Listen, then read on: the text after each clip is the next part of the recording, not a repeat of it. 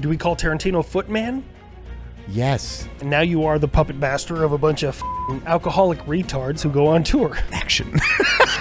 Eli, when pulling up, driving, and watching, there's just dirt kicking up around you.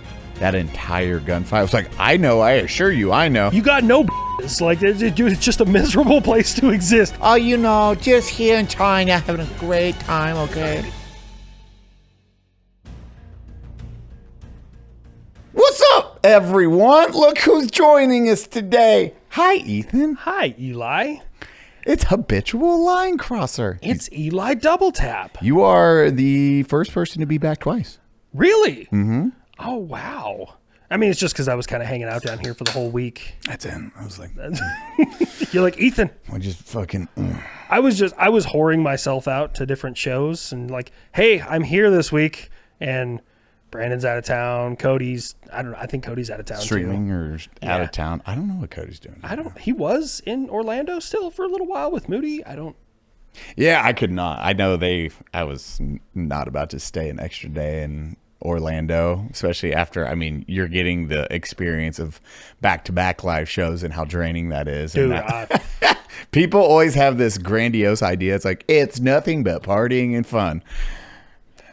As soon as we get done, fun. Dude, people are always like, are you going to go to the bar afterwards? You're going to go? And I'm just like, no, I'm going to sleep. That's what I'm doing, man. Like it's so much fun. Like, don't get me wrong. It is incredibly fun. Like I don't feel I'm any different. I don't feel special. Like, I don't feel like I'm not on some fucking pedestal, but like when I see people's faces light up at our jokes and they start laughing like that, dude, if you could fucking freebase that just straight in the vein, bro, like that. Oh, it's my drug. It's so good to see just people happy and enjoying being there. I also wanted to say, like, while we're here, thank you so much for inviting me on the Unsub tour, man. I've been having an absolute blast. Dude, we're happy to have you. That's what we were like, oh, yesterday. When did I text you the... That was after the first show before we went to the second one. No, it was after both shows. It was like the night after. You were like, hey, thank you for coming. We really appreciate what you do. So Eli is actually genuine off camera. It's wild. He's not like just a douchebag. Only off camera. All the time I'm a douchebag. Hate everyone. It is. You are in that spot. You crushing it. And it's like getting everything dialed in right up into that last moment. It was like, okay, hey, we've always done 6. And we have guests that can come on and then we can change it up. But from the first 2, it was the one thing that's a little awkward because you're putting in somebody that's not used to live shows, which is weird, and then we have a good flow. Mm-hmm. We dial that flow in through the live shows, and by the last few, it's buttoned up. This one felt super buttoned up, even going into number 1. Yeah. And San Antonio was a blast, and then Orlando was, we're already crushing it. And it's fucking Orlando. Holy shit. You guys. They came out in force. Loud, showed up, amazing. It was so good. It was really, really good. I really haven't had a bad experience during these live shows. It's a little chaotic, but as long as I follow the herd, because you got Show, and I love Show. Shout out to Show. She's the only human I know of in existence that can translate Eli.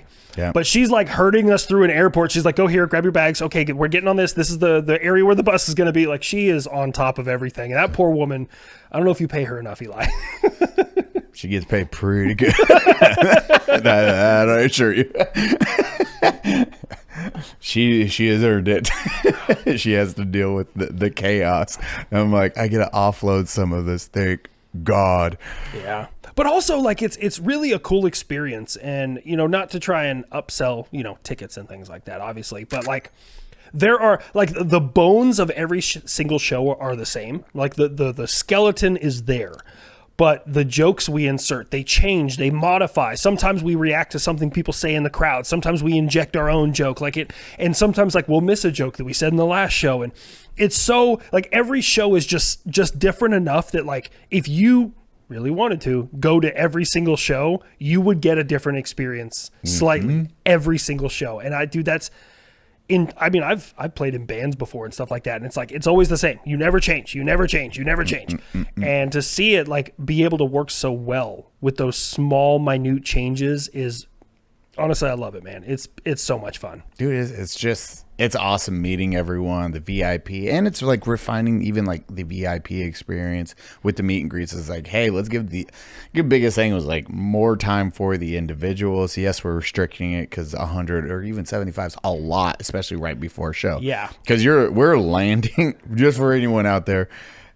We're landing, and then we get like 30 minutes downtime, and then it is, okay, hey, go. Okay, hey, we're at the venue. Oh, hey, here's a problem, Eli. Go talk to the manager because we have filming or like what we can film, what can't we film. Oh, I have to talk to them and make sure we work that out. And then it is, okay, let's do sound. Sounds good. Okay, now here's the beats we need. And they will still mess up the beats, even if I'm sitting there walking them through step by step. And I'm like yelling across, Ethan, what are you going to say? And then I say the line and they fuck it up when it goes live. Like, we haven't had a venue get the beat perfectly. We haven't. So I'm really curious when this comes out and after we've done a few more shows, like where we'll be at that point. We might have get it, but until then, and then it's just dealing with everything. And then food, making sure the photographers and the crew is good, is talking to each crew member, like, hey, what do we need? You're good. Okay. Front desk is good. Okay. Merch is all like going through the numbers, making sure we're good on merch numbers. So that way I know that's handled, and then getting all the scanners. So that way dude, it is the sheer amount like even doing that, setting it up. So then it's like, okay, show, now I need you to do this part. And she's like, okay. And Jake is so pivotal in his role because he's doing like producer, but he is running the operation of talking or the lawyer shit and then making sure that's handled. And that I'm like, so thankful for that. And him in like last tour was Show and Jake really never talked, so they didn't see what each other did. And then that was like, do we need each other on this? I was like, yes, fuck yes, yes. Just communicate during this and you'll see why. And then like night one, they're like, holy shit, I would have been lost without that person. I'm like, yeah. It's what I feel with everyone right now. It's intense. Like we get there and I'm just like, for me, I'm simple. Where's the green room? Because I want to just kind of chill out as much as I can because I know we have sound check and all these other things. But like I get to the green room and I just see like Sav, Jake, and Show put on those little headsets and they're like a chicken with their head cut off. And then they just pop in, they're like sound checking too. And I'm like, all right, I'm going upstairs right now. And like they're hurting cats. And I for me, it's just like, if they ask for it, just handle it. Don't cause any issues. Make it simple. That's why it's like, Eli, are you going to go check with... I'm like, yes, I am getting everything done. I assure you, I have all my notes I have to go through before I'm even comfortable getting on that stage. But it's weird because I get to watch... I love being alone and I'm an introvert. Like, it's my thing. I have zero... Now I just go on the night before I slept like a baby. Everyone else is like... I was like, oh, everyone's nervous? I was stressed. I mean, I have an excuse, though. It was my second show that I've ever done with you guys. I'm like, why are you nervous? That's why I always tell the story. It's Dallas. I was going around. I was like, okay, good. All the guys are good. Ethan, why the fuck are you so stressed right now? It's like, I'm like, oh, yeah, this is your first show live. Yeah. Okay. Yeah. Never mind. That checks out. Be nervous. Dude, I'm going to give people a look behind the curtain. If we got to cut this, that's fine. But I love watching the pre-show, like almost rituals that each of the members do. Rich he's partying with everybody. He's all over the place. He's getting turned up. Like Rich is going from fucking 10 to 11. That's where Rich is at. He's in heaven. Oh, yeah. Brandon is just kind of being Brandon. He's having a few light drinks. He's socializing. He's not being too much. He's not wearing himself out. Cody gets quiet. Cody gets real quiet, but so do I. Like at the first show, I was sitting there in a chair just by myself. I wasn't even on my phone. I was just chilling. And I was like, this is like the calm before the storm. Like I got to get my head in the right headspace. I've performed before, and this is something that I've always done. It's just what I do. Yeah. Okay. Cody like came over next to me. He's like, you seem pretty chill. I'm just going to stay over here with you. And I was like, yeah, that's fine. That's great. Okay. But Nick is the biggest wild card. I don't know, like for the viewers out there, this may seem strange, but Nick, he doesn't get nervous. Like I've never seen, like, if Nick is nervous, the world is ending, right? Nick never gets nervous, but he's usually somewhere, maybe backstage, sometimes near the green room, pacing and going over his notes with his headphones in. He is just, that is his ritual. That is what he does. And Eli, I have no idea. I've seen you, like, I usually see you when we get to the venue, and then you disappear. I'm working the entire fucking... Yeah. Because I'm like, okay, now I have to do everything on the back end, make sure everything's set up, going through the phone, talking to either WME or whoever, the venue, and just setting all this shit up. I'm like, cool, I'm going to go eat. Okay, okay, good. Yeah, you like pop in, inhale some wings or whatever we have there, and then you dip out. And Eli's doing Eli things, and then about 5 minutes before show start, like you pop in, you guys ready? You guys ready? And Rich fucking whoa! Yeah. You know, Rich is in heaven. Rich is rich.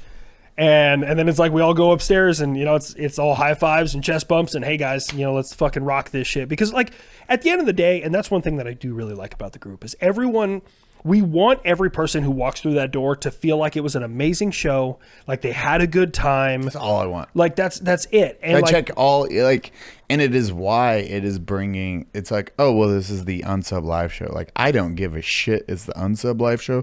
I want to entertain first. And the hosts are up there, but I want these individuals. I want you. I want Rich. Rich is like an integral part, and you can see why. Like his stage presence is fucking amazing. Great stage presence, but he is chaos incarnate. And I love Rich. Dude, and that is what's going to really hype the audience up. And then it's my job. I'm like, okay, I'll get the fucking Burger King crowns. I'll get his outfit to walk out in and make sure everything's taken care of. So everyone, as you said, it's each and every guest or each and every audience member is having the best time of their lives. So when we're on Twitter or you say like Nerdrotic, shout out to like Luke Caves, Nerdrotic, Eddie VR. I mean, they're clean. And then whoever got that picture at the fucking Orlando show, that picture you showed me, we should have that splash up on screen. All the streamers coming out, or all the YouTubers and streamers coming out to just be part. They're just in the crowd, like looking out and seeing Nerdrotic out there. I'm like, fucking Gary. And I was like, holy shit, dude. All the friends all the homies. It's such a good community down here because they're all supporting each other. And you're like, okay, dude, like, everyone, my neighbors showed up, but the audience, and then we're hopping on Twitter or the comments, and you just see, that is one of the best shows I've ever been to. I have not laughed that hard, even at comedy shows. I'm like, dope. Yeah, it's an amazing feeling when, like, I haven't seen any negativity. I mean, there was one little thing on Reddit, we may want to cut this, but there was the one little thing where too many people in the front row were just blurting shit out. Well, and that's like, no, I don't know, keep that, because that's still that's why I love the community even more. It is, they're holding each other accountable with, hey, like, we learned from the first show, even going to sec, it's like, hey Jake, can you go out and do this, say this, and just present to the audience X, Y, and Z, and he did, and it made such a difference for the second show, because it is, hey, this is for everyone, but if you're just shouting random shit out or talking, you're ruining other people's experience. Yeah. And you got to make sure everyone's excited. And it's awesome because, yes, you're excited to be there. You want to interact, but also understand this is for everyone there. So it's like, let the show go. And then also come hang out at the end. Like, we're fucking signing and doing things afterwards. Like around the end time, going back out there and like seeing people like crowd each other, just trying to get my signature. And I'm signing like a madman. Like, if I had it my way, I would stay there until everybody got exactly what they wanted. But like, we do that as fast as we can. And then the venue's like, hey, get them out. And we're like, well, shit. You know, like, if I had it my way, and I feel so bad, like every single little person who's like, hey, can you sign this? Like when we're getting ushered off stage or the venue's kicking people out, like I feel so bad. I wish I could do more. Calling them little persons, that's always best. Like every one of those little persons. Did I say little people? You did. Play it back. Like every single little person who's like, hey, can you sign this? No. Oh my God. I just thought I said every one of those people. My bad. All you little people out there. I'm sorry. Look, I've had a couple of these fucking tequila smash White Claws. Okay, leave me alone. Fuck. Dude, it's a wild experience because you have this same mindset. I'm like, I am nobody. Yeah. I'm literally a dumb dude on the internet. Yeah. And I'll always view that no matter what. And when you see like the line, like Orlando's line wrapping around, I'm like, why are they here? Like, I'm just an idiot. Like, I don't feel any different. But like, and that's one of the things that I really love about you and this group in general is no one in this group has a big head on their shoulders. If they're a regular around here, just for those of you out there watching this, if they're a regular on the Unsub, they don't have a fucking big head. Period, point blank, full stop. And like, get rid of them really fast. To me, just like you guys, I have no idea why this person wants to talk to me or get my autograph, but I know it's important to them. So I want to give them the best experience I can. Like, I want to ask them, hey, where are you from? You know, what's your name? Like, I want to ask those questions because to me, that's a personal connection. Because like, if I saw a fucking John Cena in public or something like that, I'm like, hey, John, you know, appreciate it. You know, love what you do, man. Love your videos or your movies. Will you, you know, sign my hat or something like that? And he was just like, fuck off, dude, and dipped out. That's a terrible experience. Why would I want to do that to somebody else who's excited? Like, that's just a shit thing to do. Hold on. Stop. Wait. Don't go. We have today's sponsor. Boom. Who was that? Fume. Today's sponsor's Fume. Listen. Are you part of the 50% of people that just can't figure out how to quit vaping? Well, we have the solution for you, Fume. Nailed it. Ding! That's right. It is the award-winning flavored air device loved by over 500,000 people. Oh, that smells really good. Make it tactical, Finn. You know what to do. Raspberry air. And on the real, if you do have oral fixation, something like this can actually help you. And it doesn't have any of the bad stuff. Also, Fume is twice as effective as other solutions out there. And it's backed with lab-tested studies. So you and the doctors both agree that Fume is a good habit. Ooh, that raspberry. Also, it's a fidget device, which might be what I use it for. If you like fidget devices, this one does work really good. But if you're trying to kick a bad habit, Fume is a really good solution for you. Start your guilt-free journey with the good habit and use code SAYHI to get a free gift with purchase and begin your overdue breakup. Just head to tryfume.com/sayhi. That's TRYFUM.com/say hi. John Cena would be the one that would go above and beyond. Oh yeah, absolutely. I've never met John Cena, but like I really want. He seems like a person who's just genuine down to his core. Dude, I would love to interview that guy. Him, like when I met Schwarzenegger, it was that I got nervous as fuck because I was like, okay, I have to go. I was working with him, and it's like asking him at the end of the day, hey, can I get a photo? I was like nervous as shit. I was like, I get it. I fucking get it. Mm-hmm. I was like, I never would have thought I would get nervous about somebody, but I have a few that I'd be like my dream interviews. It's like Tom Cruise. That dude's at the top of my interviews just because his dude goes so hard on life, and I fucking love it. You can look like it doesn't matter for me his religion or any of that stuff. I'm like, he, let him do him. That's America. Do you, homie? Holy shit, do you work hard and then you fucking put in every ounce of yourself into everything you do. I guess my top has just changed. So I just finished the first book in the Horus Heresy. It's a Warhammer 40,000. Great book. Great fucking book. Highly recommend it. And now my top is definitely Henry Cavill, because Henry Cavill is, of course, Nerd Jesus. And he is a big 40K fan. He's built his own PC. Like, Witcher fan. So he's been playing 40K since he was a little kid.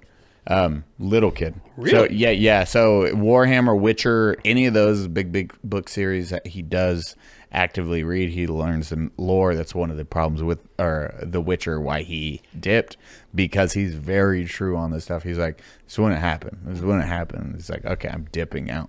And then you're like, this dude is a mega nerd and then was blessed by the gods with his looks. Oh my God, yes. And you're like, we need to do it this tour, but last tour at, I want to say it was Boston, like on the count of 3, it's like, who do we interview next? And then everyone shouted Henry Cavill. We have to do that again. Oh yeah. Because it's like, we get to it. It's like, bro, we just had your name announced. It's only 1,300 people at that time, which is a lot. But can you come on and please be on the show, dude? If you guys get Henry Cavill here, maybe not the first time because I don't want to weird him out, but the second time maybe. I'd like to just sit in the audience. I just want to sit down there with you guys so I can just stare at him and be like, "You're magical. You're a magical human." Weird. being. All the wives said the same thing. It's weird. Every wife showed up that day. It's wild. Ethan wasn't here, but his wife showed up. It's so wild. Ethan, where are you? I stole his ticket. Yeah, he would be him. That's actually a really good question. What would be your 3? Like, I got to interview these 3. Who would they be? Oh, if I get to interview 3, Henry Cavill, obviously number 1. Big H. That's what we call him. Big H. I'm a huge fan and have been for a long time since he did the Transporter movies. Jason Statham. Oh, fuck it, dude. Jason Statham. And you know, it's weird is all 3 of mine are not American because the third one is going to be Hugh Jackman. Just because Hugh Jackman seems like a good time. Like, he seems like an all-around good dude. Would you do him or Ryan? So Ryan, I was big Ryan. I was a big Ryan fan for a long time. Apparently his wife had some beef with somebody, and it just made me question like their whole integrity thing, which I get it. You know, that I'm in that space too. So for me, like, Hugh Jackman just went beep, boop, right past him. Like, that's Ryan Reynolds would be like, because comedy genius delivery.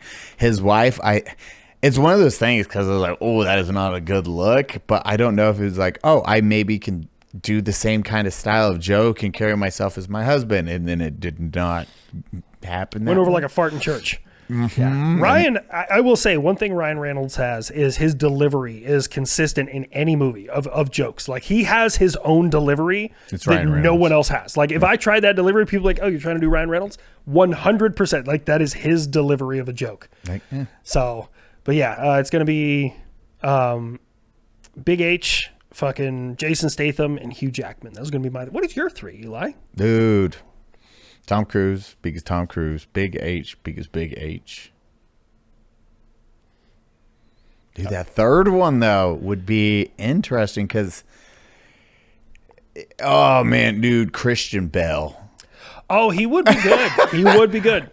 I'm going actors, because then if I get directors, I could, like, talk to directors all day long. Oh, yeah. Like Tarantino. What cameras do you use? Dude, Tarantino or fucking... Tarantino, Edgar Wright, and Terminator. Oh shit, who did the Terminator? Titanic, Terminator 2, Aliens 2. Oh my god, what is his name? We're gonna have to fucking Avatar. Why can't I remember his name? Oh my god, it is fucking evading me right now. James Cameron. James Cameron, okay. I was going to say, who did the original Transformers? Oh, not J.J. Abrams, but Lens Flare Man. Lens Flare Man. Lens Flare Man. That's what you call him? Yes. Do we call Tarantino Footman? Yes. Fair enough. Fuck. Because, like, so if you is say... Is it Max something? No, fucking Lens Flare. My brain is like Max Brook, but I'm like, no, that's the guy who wrote World War Z. I'm going to type in Lens Flare Man, and it's going to come up. Lens Flare Director. Wait, Lens Flare Director. You'll have J.J. Abrams and him. I guarantee from this. J.J. Abrams, I call it, and Michael Bay. Boom. Michael Bay, there you go. The 2 names that popped up. I know my directors, and I know what they're known for. Fair enough. Like, this is what I focus on. Dude, like, any of those guys would just be fantastic to interview. Quentin Tarantino, just based off of he does action really good, but his dialogue and how he writes it is next fucking level. Tarantino's one of the darker ones. I'm not as familiar with his work. I've seen like what is it? Hateful Eight. What is the one that he's like super known for is in the 90s? Inglourious Basterds. Well, that was a good one too. Dusk Till Dawn. Wasn't that a Tarantino? Oh, that wasn't bullshit. Who was the director of Dusk Till Dawn? Hey Siri.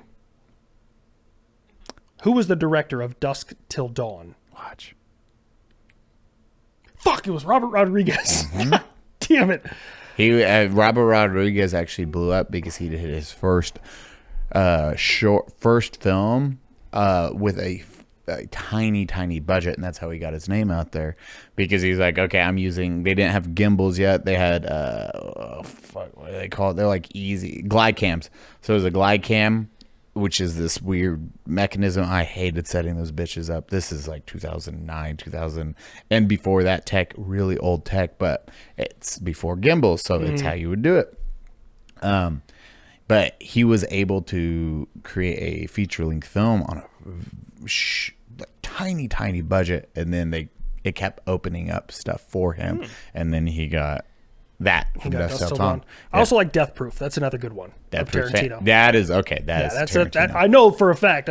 Like, Kurt Russell, great in that one. He played Criminally Insane really well. Dude, he did. Like, Tarantino, once you're in his little wheelhouse, he will work with you almost on each and every film. He's like, because Kurt Russell is in, God, how many of his films? Like 3, I think. I only know Death Proof. 8, Death Proof, Hateful Eight. Oh, Hateful Eight, yeah. Yeah. That's how I'm like, well, Tarantino's also known for like overt amounts of blood in a kill. Like it's squirting. I mean, and sometimes it's not as overt. Like if you cut a carotid, it sprays. Yeah. It's a good spray to it. But there's like 3 gallons coming out in a second. You're like, it's not that much. Yeah, but Kill Bill. Yep, Kill Bill. That's it's another like one. just everywhere. And that's, if you have like James Cameron, one of my favorite James Cameron thing is what got him so big was he did Piranhas was his first movie, I want to say. Oh, Piranhas was James Cameron? Yeah, the original was his first film. Bro, I used to love that movie. Before that, he was a second, he was an AD, assistant director, and it was on some like horror movie with worms and stuff. And they were looking at a director for Piranhas, and who was shopping it? It's like Warner Brothers, whoever, and they were looking around, and they were on set for this movie, and James Cameron was directing this scene, and they're like, okay, well, we'll see if this guy's good. It's just worms and some dirt, and that was it. And the camera's on there, and James goes, okay, action, and the worms start moving. It's like, and cut, and the worms stop. So like, holy shit, this dude can direct worms. Are you serious? Like, he can fucking make worms work? Holy shit, yeah, we got to get this guy for Piranhas. They left. And then he was like, yeah, they didn't know when I said action, we had just an electrical current going through the dirt, which made the worms move. So they thought I was some like god that could talk to worms. So that mean I knew how to direct everything. But James Cameron's wild. Did you know he was just a fucking truck driver? Seriously?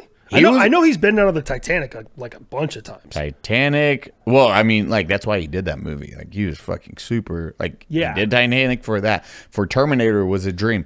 He was a truck driver, and he would drive to the Pasadena Library or that film school and just read the books and watch films and write it all out. He was literally self-taught. He was a fucking semi-driver, though. No shit. As he trained himself up on his own. Wild story. That's why I was like, that's the stuff. I love that shit. And now you are the puppet master of a bunch of fucking alcoholic retards who go on tour. Action. The alcohol and so electric. Yeah, that's the current. Whoa! And cut. That's Just them blacking out.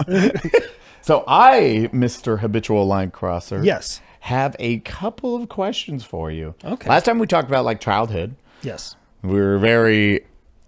Also, why we love this group, everyone is like, oh, like, none of us had these extraordinary childhoods. No, trauma dumping. That's what we're doing here at Unsub. Okay, we got it. But we didn't get into too much of, like, in the YouTube sphere, but in the military, it's like, okay, which was your favorite military campaign or war, like what? So I'm a huge fan of World War II in general. I think World War II is a defining moment in human history for everybody. Obviously, it was the war to end all wars, right? Yep. We haven't had any of those since then. Thank God. But I think it's really interesting to put it in perspective of like how big of an impact World War II was on humanity is 1938, 1939, when everything was kind of starting, we had people charging into battle on horseback. Fast forward to 1945, America's splitting the atom over top of Japan. Like, we went from horseback to jet aircraft to splitting the atom to like, I mean, the microwave, the radar, like all these things came from World War II. I think it is the defining, I mean, and an argument could be made for World War I as well. Like we went in, trench warfare and then created tanks and, chemical warfare and all these other terrible things. But like, I think World War II is like the extreme of that. Is like that is my favorite war in all of human history. It is when you look at it like that, how much tech and development in 40 years, 30 years, as you're saying, like World War I, II, that jump, and then from the 30s to the mid 40s, it's crazy. It's insane. It is. No war before that, you like that slow iteration of guns, or we're using swords. Now we're slowly introducing firearms and bombs. Oh, look at World War I. We have bolt actions, and we have like a couple of semi-autos, but we're using like gas. And then you look at World War II, and as you said, it is. All the tech now is rolling out and being developed from battleships, submarines. Yep. Fucking nukes. Nukes is that defining moment in mankind where it's like, oh, this is a game changer. Yeah, this kind of changes everything. And I honestly, I applaud the United States. There's arguments like we should never nuke Japan. And I mean, like, obviously the big thing is more Americans would have died, more Japanese would have died if we didn't. But I think that it was a good, like, picture proof of like, let's not do this again. Like, and I think that was the necessary point of it is like, we know what these do to humans. And like, I mean, everything is gauged off of that. Like anything in the world is gauged off of those things. So like you make a nuclear bomb like Tsar Bomba, which is 50 megatons, which is the largest nuclear bomb that's ever been set off. And they're like, this is equivalent to 500 Hiroshimas. And it's like, that's what they compare it to. They have that, by the way. SAR was tested at half capacity. Yes. It's 100 megaton bomb that was dropped at 50 megaton. And Hiroshima was an 18 kiloton bomb, which is wild when you break it down like that. It is a speck. And my favorite is that graph. I'm sure you've seen it. It's the Hiroshima bomb is this big, and then the SAR is here, and they have to zoom in on the Hiroshima just to show it next to the mushroom cloud of the SAR bomb. And you're like, oh, and that's half power. Yeah. Half. The benefit that the U.S. has about Tsar Bomba is it's just such a fucking big device. Like, they had to strap it to the outside of one of their Tu-95 bombers. Like, bro, you're not getting that over the continental United States, man. Like, we wish you the best. You're not getting it all the way here, man. No. It's flying really slowly just here. Slow prop plane. Like, I wonder what that thing is that has that enormous bomb strapped to the bottom of it. Fuck. What is your favorite battle? And do you need another drink? I am a little bit low, yeah. You sure? Hi, Finn.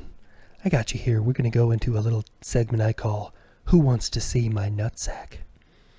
We're going to probably put this in the episode now. Oh, God. This GHOSTBED mattress is cool, comfortable, and amazing.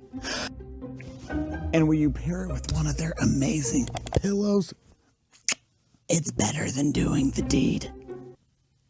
She heard that. And another thing, the bed can't leave you. Oh.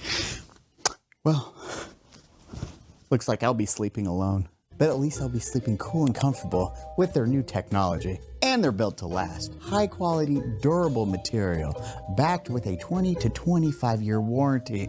That's gonna last longer than my marriage. And they have 60,000 5-star reviews. I sleep on a GHOSTBED. I swear by it. and I couldn't go back, even for her. Right now, prices are already lower, but you'll get an extra 10% off if you use code Eli at checkout. That's ghostbed.com/Eli. Use code Eli. Sleep better and stay cooler. I miss her, but I can sleep like an angel. So which was one of your favorite battles in World War II? That's such a hard one to choose. Like I knew that's what you were going to ask. So while we took that little commercial break, I was like, dude, there's so many key battles, not even just the U.S. battles, like the Battle of Stalingrad. You know, and everyone's like, what did we learn from that? Don't attack the Russians in war. It's like, no, don't be blinded by your fucking hubris. Like, Stalingrad had no tactical relevance for the Germans, but Hitler wanted to just stick it to Stalin, and Stalin didn't give a fuck about his people, so he threw a meat wall at it. And you got surrounded, and all your Germans got captured or killed. When you have we might have lost 18 million up to 40 million. That's a wild number of just throw. I could not fathom sending that many troops or just random people at anything. Yeah, that's insane. Meh. And then, like, you got Normandy, which was the largest amphibious assault in human history. Not even American history, human history. Like, that's a defining moment. Then you got, like, dropping into Italy, you know, Sicily, Salerno, things like that. Like, that showed the relevance and the importance of airborne units. But, I mean, so did Normandy with the 101st going in there. Like, there's so many. The Battle of Midway, the turning point in the Pacific for the United States Navy and the United States Marine Corps. Like, a pivotal. Dude, there's so many to choose from. The Battle of Iwo Jima, the Battle of Iwo Chichny, which is a very little-known battle, but Iwo Chichny, I think I'm pronouncing that correctly, was just mainly an air battle. That's where George Bush Sr. was shot down. Oh, no I shit. read that book, yeah. See, I did when he was a not know POW, that. yeah. Holy shit. Dude, man, the jumping into Italy would be finding one of those guys, if they're still alive, to have on the podcast. Bro. That's how I'm like, because we have Normandy, we have the Battle of the Bulge, and we have Iwo Jima. Yeah. Like three of the big ones. And I would love to find those guests. I can't even imagine. Like, I mean, we've done jump training. Like, I've never jumped. I don't know if you jumped. I've never jumped, but, like, can you imagine, like, just the mentality you got to have? You're going to land. Everyone in this country who has a uniform wants to kill you. You're going to hope that you land in a good spot, that you can get some defilade. There's not an enemy patrol there. Together. How many people got separated. Yeah. And then hopefully you don't get stuck in a tree and just shot to fucking hell. Like, dude, the balls on those men. And by the way, you're on a map and you're shooting an azimuth, and when you land, all you have is terrain around you to see where you are on that map, because the chaos that unfolded during some of these landings, and you're like, I don't know. Oh, fuck. I have to find my friends. I have to...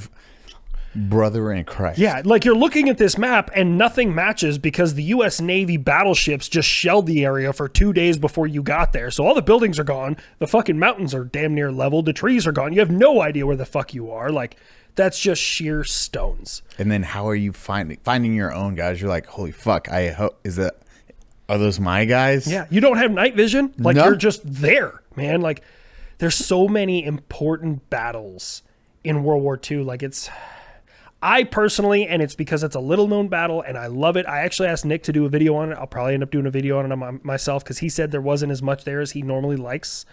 The Battle of Remagen at the Ludendorff Bridge. It's an air defense battle. I love it. What? I don't know. So the long and short of it is, the last river across the Rhine, or the last bridge across the Rhine, was the Ludendorff Bridge. That was the last bridge across the Rhine. The Rhine is obviously a very important geographic barrier to get into Berlin.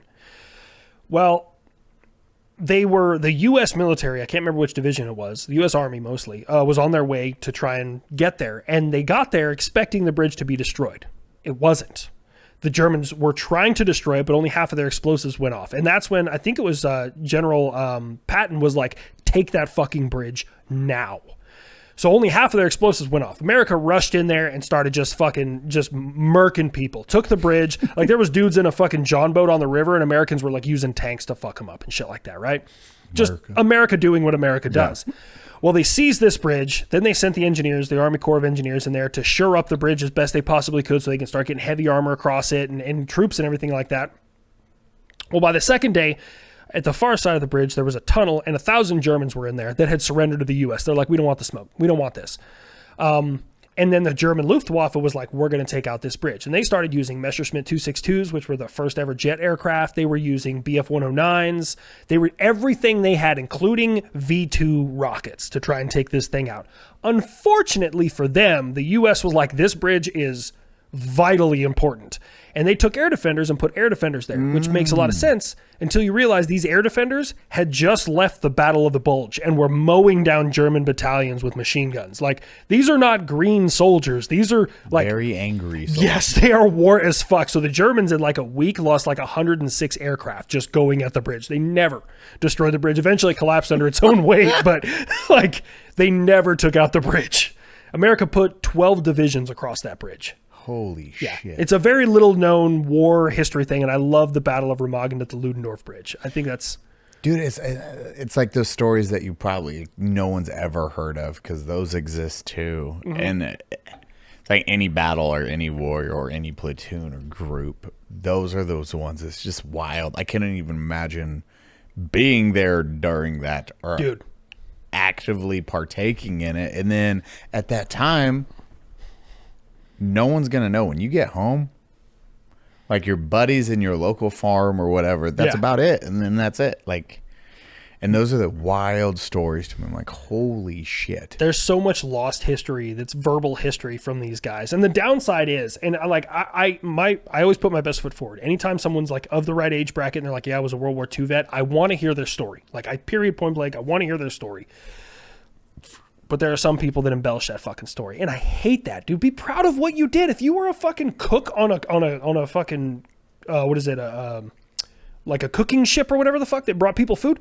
Be proud of that, bro. You were still part of the largest conflict in human history. Like, that's still a vitally important piece of history. Yeah, just talk about it, but don't, as you said, embellish it. It's why I have hard times talking about anything I've done is more on the side. It's like, I do not want to ever come off as that. So I'm like, well, I just won't say anything then because it's the fear. It's like, oh, did I get that right? I have actually, you'll get a kick out of this one. I had to text my buddy. I was like, when Capers was on, Major Capers was on, I had one. I replied to him about like the grenades he was throwing and how many he brought to this one battle and he used. And you're like, holy shit. I was like, man, we would have got along. I think we did like 20 something HEDP grenades during one gunfight, just me and my squad, when we were like, it was like the closest I came to dying, but it was like a full on engagement. Just squad. I'm out in the middle of nowhere. We have like fucking rubble to hide behind, and they're fighting from an elevated position. So we're like, we're just gonna lay as much hate down as fucking possible. And then I was like, yeah, it's like 20 something. I was like, fuck, I don't even. Man, did I just make something up? Shit. So I text my buddy. I was like, I don't even know if that's right. I gotta double check if that's right. So. Oh my God, Eli. I fucked up his board when he got here, so he's mad at me because I thought I was right and turns out he was right. I was like, and then I was straight. So I text my buddy Ross. I was like, bro, question. Response. What's your question? I was like, the one day we got in that stupid gunfight in the open field, it was out of our sector. Remember that? I was like, yes, I remember that.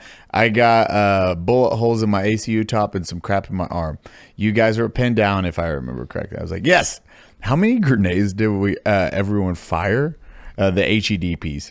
He's like, it felt like a lot. I was like, that's what I was thinking, like 18 or 20, but I can't remember. He was like, yeah, it was a ridiculous amount. Ha ha ha. I thought so.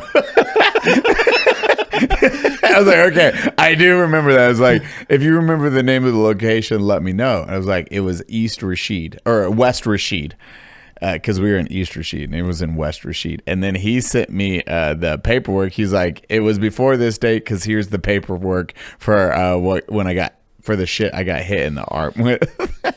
I was like, okay, I do remember that. Right. It was like, man, I felt like we fired a fuck ton. I fired 5 mags, full mags. Good God. Yeah. That's a firefight, boy. Yeah. Yeah.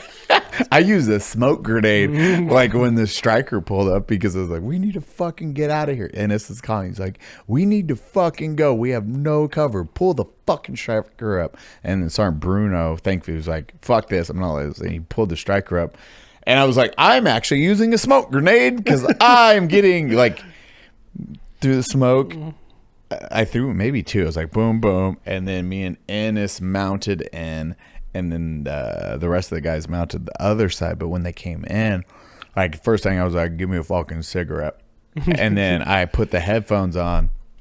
And Stapleton, the driver, he was like, dude, I thought you were going to fucking die. I was like, what? He was like, those bullet. He was like, Eli, when pulling up, driving, and watching, there's just dirt kicking up around you. That entire gunfight. I was like, I know, I assure you, I know. Because I was looking down, I was seeing dirt kick up. And I'm like, I'm going to fucking die. And you're hearing everything. So I was like, just shooting. But yeah, I was like, whoa. But thankfully, remembered it too. We never threw smoke for concealment and maneuver. When the bullets are hitting no, that makes sense. You're like, I didn't even look. I went like this. I was like, like I pulled out. I was like, I can't even peek up right now. And the dirt mound was lower than this table. Like this table was the max. Oh height. God, you were like, you had no. That was, and it was just a literal concrete pile. I was hiding behind, and then Ennis was behind a dirt mutt, maybe concrete, like broken down shed to my left, like 5 feet, and he was the one that was like taking a knee because it was like gunfire, dirt kicks up, and I'm just like fucking I got to return fire and I got to find who to kill, and it was a whole bunch of people like shooting down on us. I'm like and then I lay down because I'm like, oh fuck. I need to lay down because there's a lot of I see dirt. And I'm like, blah, blah, blah, blah, blah. And it's just like, you got to fucking get some cover, bro. They're going to kill you. And I was like, looking, I was like, I like ran back a little bit. I was like, okay, cover. And I'm like, And then it just turned into just hell. Yeah. I was like, bah. Rule, I don't know what rule that is of combat, but concealment is good, cover is better. 100%. Concealment doesn't stop bullets. Cover does. You use concealment like for that. It was just like, well, I hope fucking I'm going to die if I don't smoke. Get in the striker. Just run. Yeah, get in the striker. That's when you do one of those when you get in the striker, you're like. Oh, and that's what I was like, Ennis, go. I was like shooting. I was like, run. He like got to the striker, 50 cal, started laying hay. He started laying hay, and I went button hooked around him, got in. I was just like, give me a smoke. I was like, that was the worst day of my life. That was wild. Guys. Yeah, that was like one of the worst times. But just do a hard cut to that. What is that? That scene from The Anchorman. That really got out of hand. It's so fast. Because I remember when we walked up to it, I was like, this is the dumbest thing. Why the fuck are we putting concertina wire here? Everyone was like, this is 100 yards. It was like 300 yards. But it was 100 yards to the militia area that was T-walled off. And they're like, yeah, they're bad people in there and they don't like anyone. It's like, why are we putting concertina? Well, if they drive something through the fucking T-wall, there's no vehicles. This is fucking stupid. Okay. So we're just like marching across. And I have, I want to say Sofratna and Ross. Was it Ross? Carrying the concertina wire to set across the road, which already had T-walls. And then all that shit. We were just like, this is stupid. There's fucking open field. There's nothing. There is no cover. What the fuck? We had an RPK firing at us. Oh, shit. Yeah, like it was a bad gunfight. Like, oof. Yeah. Dude, I remember and luckily I wasn't shot at this point. We were pulling security. So I was in Afghanistan when the Saraposa prison break happened. I don't know. Many people didn't hear about this. It wasn't huge news in the U.S. Yeah, what was that? So Saraposa prison was at the northernmost part of my AO, which was on the south end of Kandahar. And it was a prison ran by Afghans for the Taliban. It means it's very locked in. Yeah. No shady stuff. Dude, we would like walk past that thing and you could just hear people screaming inside. Like they were animals to each other. I mean, but it was their prison. It's not ours. Yeah. but obviously tribal thing. Like they're not like we're all Afghans like Americans do. They're like, no, it was a Pashtun prison and they had Dari and Farsi people. Oh yeah, they're gonna fuck them people up. Yeah, everyone, if you do not understand this, if you can take one thing away from this podcast, is America is this, we have pride in our country. That is not the Middle East. It is still very much my tribe is this. Yeah. It is tribal mindset no matter what. And you can be like, we can change that. You ain't gonna fucking change it. They like ever, it is tribal mindset, and that is the only way, that's why you have those tight, close communities, but they fucking hate anyone else outside of that. So that night, the night of the break, we were in Zorshar, which is one of the bigger towns near us. And it's pretty common to see rickshaws and bikes and fucking, there's always a white Corolla because that's what they just, Toyota's making money in the Middle East, homie. And God, I hate Bolo. It's a white Corolla. And you're like, huh. There's only about 7,000 of those I'm going to see today. You look out and you're like, well, we're going to die. Brown person driving. Huh. Is his name Mahmoud to maybe narrow it down a little more? Mohammed. So we never saw like large vehicles in our AO. Occasionally a dump truck, and we would search those because it was just rare. It was out of the norm, right? Yeah. And most of our area was like you had to walk by foot, and that's what we were doing. And we saw a fucking bus, like a charter bus that night. It was like 10 o'clock at night. We're like, what the fuck is this doing here? And it came down towards us, and we're like, hey. Especially at night? Yeah, so we like, hey, stop the bus. We're going to search this thing. And there was like blankets and pillows on the bus, but no one except for the driver. And we're like, what are you doing? And he's like, oh, I was told to just pick up over here. We're like, oh, okay. Well, like we have no reason to hold you. Like, go about your merry way. We get done with that patrol. It's like 10 o'clock at night. Dude, I get like kicked awake by my squad leader at like fucking 5:30 in the morning. We got back from that patrol like 1 a.m. And he's like, get up, get your shit on. We're doing a TCP immediately. And I was like, what happened? So TCP, for those watching, traffic control point, you just set up, you search vehicles, you check people's shit, you try not to get killed. Pretty simple stuff. Terrifying. Yeah. Because fucking VBIDs. Yes. Thank God, I never had to do one. I never found a VBID. You never had to do a TCP? No. Oh, dude, we did them all the fucking time. We've had a lot of VBIDs. Oh, like, no. I don't know if I ever told you when. God. Was it fucking Kadoka? Who was it? They're like, fucking vehicle. We were just clearing a sector.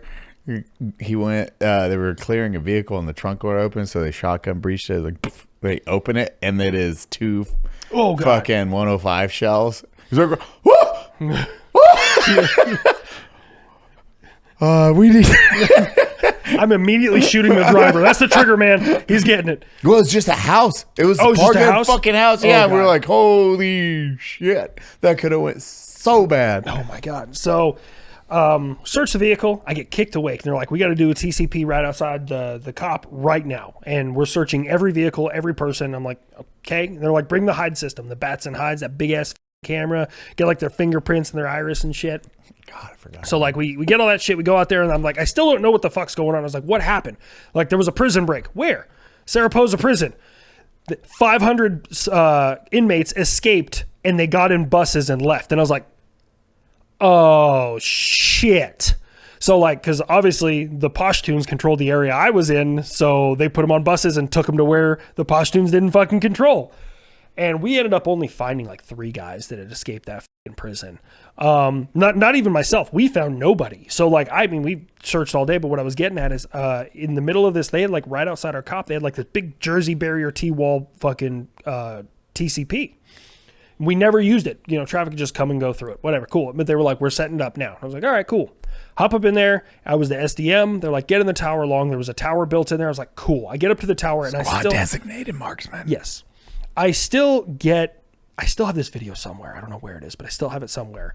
Is that I was up there and I look, and they had an inner wall of wood and an outer wall of wood, and you would fill that with sandbags. That's how a tower works.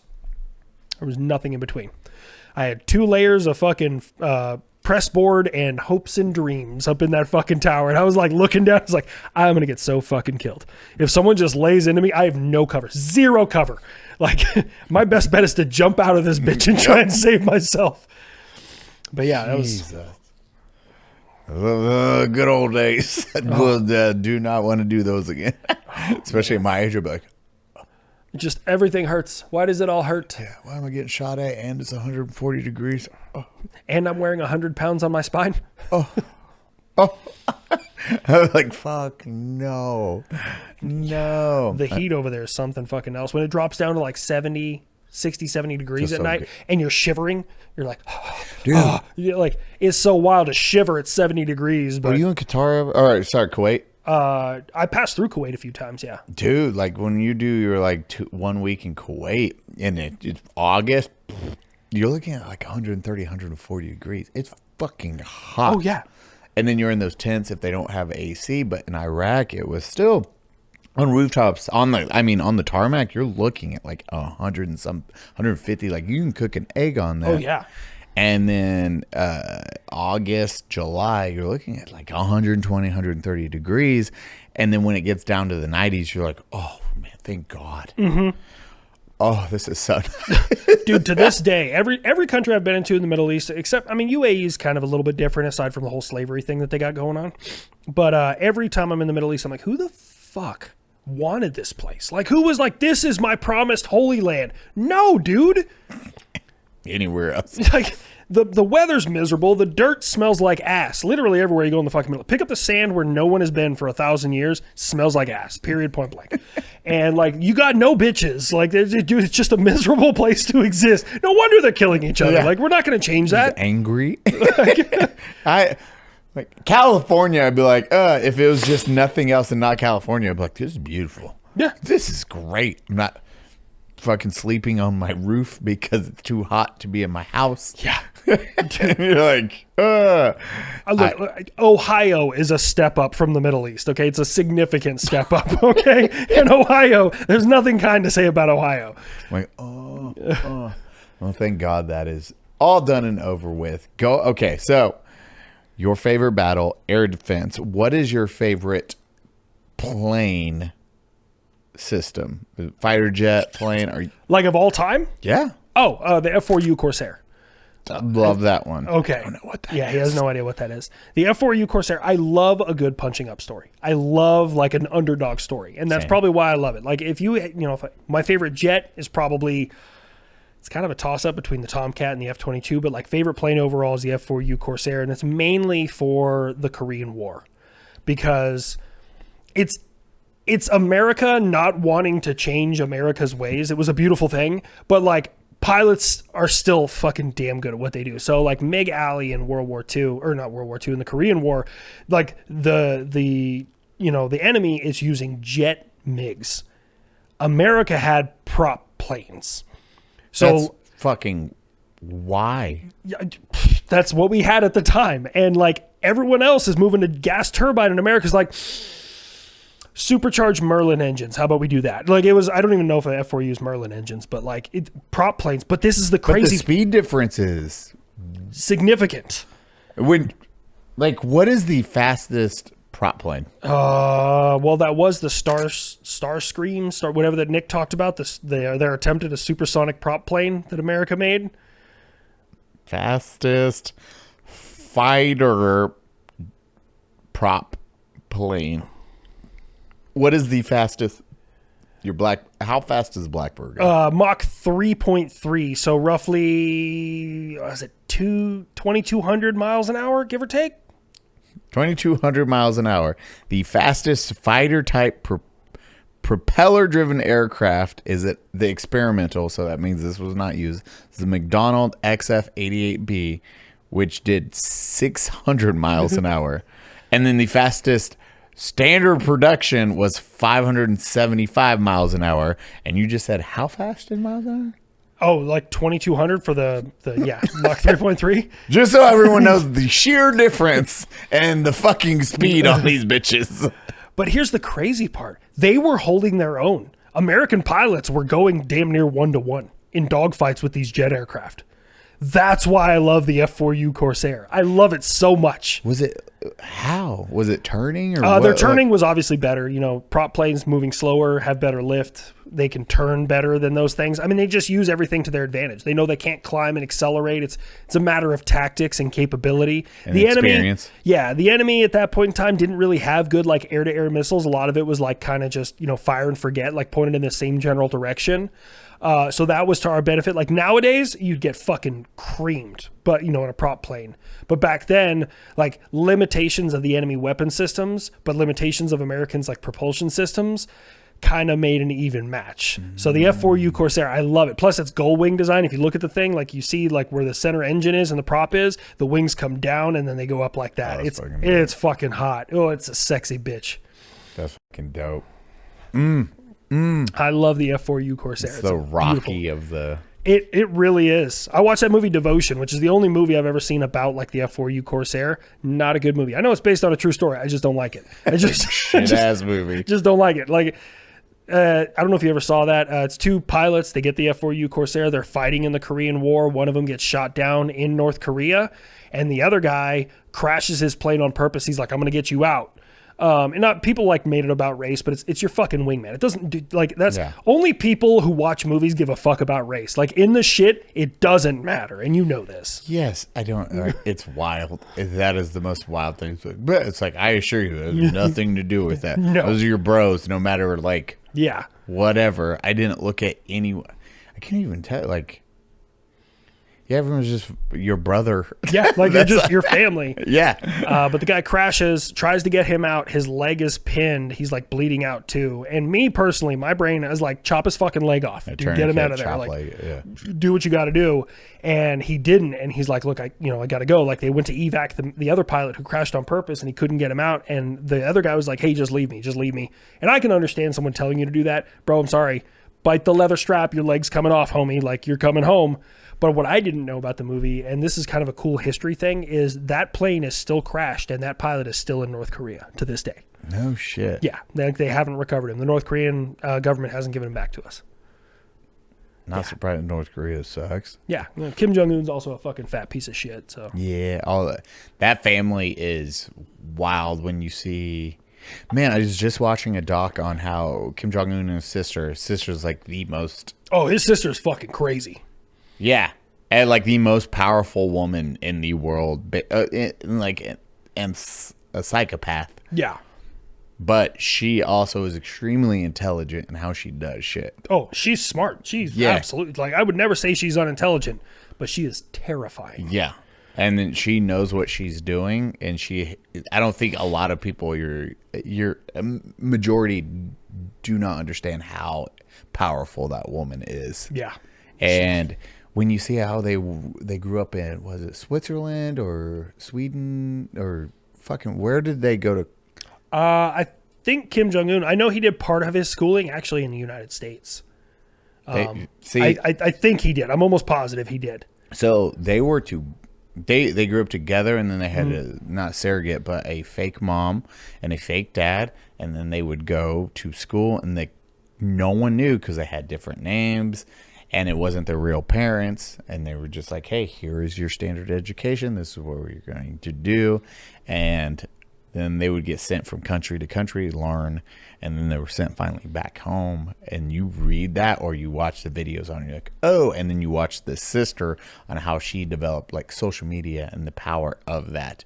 And that's how she does a lot of the marketing and then the media side of North Korea. I've noticed there's a big uptick in like North Korean propaganda, especially on TikTok. They're like, come visit North Korea. No thanks. No, dude. I'm good.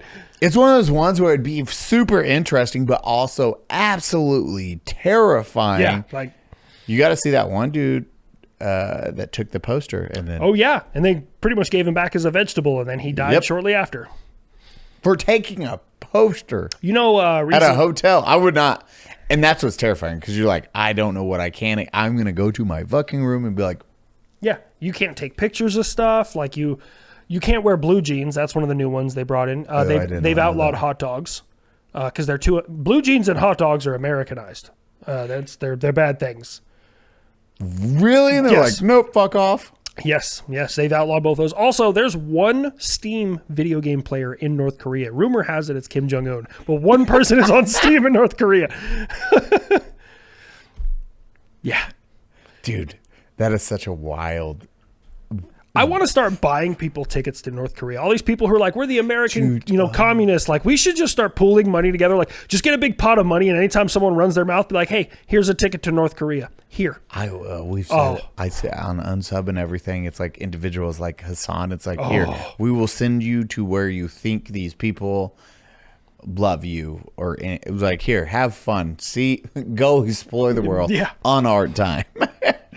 Yep, here, enjoy yourself. Like, between being a content creator and like having a military background, especially with the knowledge that's bouncing around between my ears, which over the years is going to get dated, but right now is pretty juicy information. I know, like, China, off my list. I probably shouldn't go there, even though there's a chance I won't be messed with. Russia, definitely off the list. I make plenty of jokes about Russia. North Korea, off the list. Iran, off the list. Venezuela, they will extradite you to Russia and other places. So I'm like, Venezuela's off the list. So see, China is one place I do want to visit, just to visit. You might blend in, though. Yeah, exactly. Oh, hello. Just do the worst accent. Like, what are you doing? Oh, just here in China, having a great time. Okay. They start speaking to you in Chinese. You're like, I don't know that dialect. No, that was, China is... They have like that elevated. Yeah. And then they say, even how they say why, which I won't repeat because I can't. Naga? Yeah. Yep. Good job. Yeah. That's how they say it in South Korean too. And you're like, I love watching people freak out because, like, what are they saying? Hey, speaking another language, you might want to bleep that out. It's like this, like, what? It's like, why? Like, and then I, like, Friday, all my Chinese friends, it's when they were talking to the parents or you see them stuck on a word, it's what they use. And then people are like, oh. You're like, no, it's okay. It's their version of, or what? Yep. Like, oh, did not know that. I'm like, but white people ruin that phrase too. Dang it. That was their phrase. The Chinese are taking it back. You should find out how to spell it and just be like, what's up, my? And then put that on the back of a shirt. Like, is that okay? I don't know. But it was just, dude, some of those places are fucking gorgeous in China where you're like, this looks like it's from a video game. What the fuck? Also, there is the story of the God King. He was born, like 3. He was like the emperor. Mm-hmm. He was the godchild. And you hear his story, and it's this little kid who thinks he's a god because that's all he's known. He lived in the secret city, and they brought him out, and then they don't even let him know his real mom. So he has these different moms that are teaching him, and then all his servants, he can tell them what they do, and they have to do it. So he finds it funny if they hurt themselves, so he does that because he's a kid. He doesn't know better.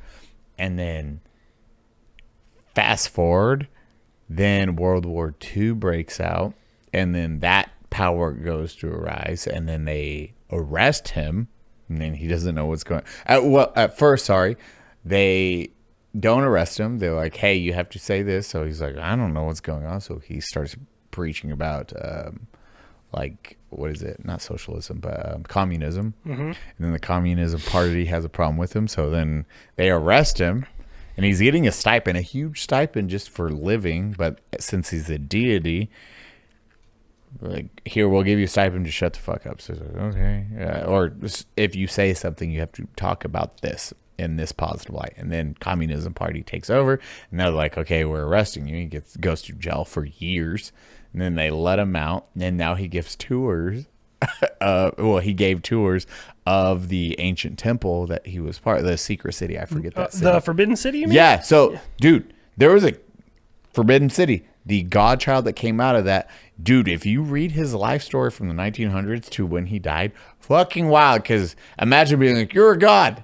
And then it's like, you're not a god, but you shut the fuck up. You can say this, but people still worship you. So here's a stipend. was like $1 million a year, and then arrested, and then out, and now you give tours of the Forbidden Of City. where you grew up, yes. Dude. I mean, there's... Like, human life is so wild to me because you have people that experience that, and you're like, what do you do? Dude, there's so many places in this world that I would love to visit that, like, I'm a huge history buff. You know, I'm a huge history buff. Like, I mean, I would love to take, you know, Habitually Fat International, and I would do like Auschwitz-Birkenau, Treblinka. I would do, I mean, places in Spain, Italy. Like, I would go all over, but like, I would love to do St. Petersburg. I would like to see their recreation of like the Amber Room, even though it was stolen by the Nazis. You know, I would love to go see the Forbidden City. There's some things that I won't be able to do, and that's fair. Dude, that's the stuff. And Nick doesn't travel. Can you imagine me trying to convince Nick, hey, we're going to hop on this 14-hour plane ride? He's like, fuck you. I'm not doing it. I'm just saying, I would make that a series for Pepper. I almost said Pepperback. For Pepper Box in a heartbeat, because it is so good. Or figuring out a series where we can travel internationally, because I know that people would love that. Look, if we can make that happen, homie, I would. 100%. History International, I'm here for it. I Yeah, will tell I you. am too. And you're hearing it here first. I got a friend. Because I would go to Japan. Dude, I would study Japan? all the Fuck yeah. Asian cultures and build those ones up. Like, hey, let's learn this and let's break it down, because I would have a fucking blast. Dude, Suwon City in South Korea, I was there. They have like the siege wall that was there from like the ancient times is still there. And you can get up on the mountains and like see the wall around the whole city. And the city's all modern, but like you see this fucking, it looks like the Great Wall of China, but it's around the entire city. Dude, there's so much cool shit out there. But I will say, and I'll say it here first, people will know. It's on my list. I'm working it. It still has to happen, but Habitually Fat is going to be doing a Pearl Harbor tour here soon. That's where I got a connection at the Mighty Mo. I want to do the Pearl Harbor Museum. I want to do, there's a submarine out there. I can't remember the name of it. I want to do the USS Arizona. That one's going to be kind of hard just because, like, me and Nick, our job is to make jokes. And if someone makes a joke at the USS Arizona, I'm going to cave their fucking face in. So like, that's one of the like sacred places. Like, we can't make a joke. But yeah, I want to do, like, when I do Hawaii, I want to do it right. Like, we're going to be there for like a week, just boom, boom, boom, boom, boom, boom, boom, like knocking out a whole bunch of them. Let me know when you go, because we're supposed to go out there and film the gang. And then we have access to some of the private islands. Oh, hell yeah, bro. So, I've never been. I'm a fucking landlocked motherfucker. I've literally touched you know how many times I've touched the ocean in my life? That's it. Which ones?